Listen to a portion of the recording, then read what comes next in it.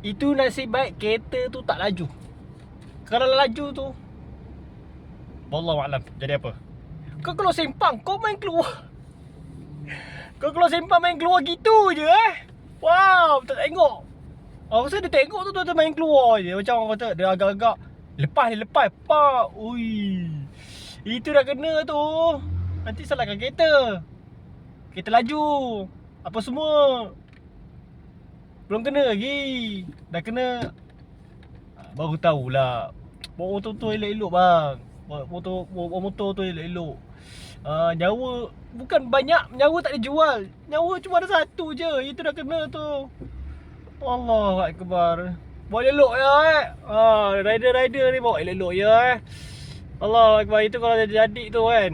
Sebab dia keluar simpang laju.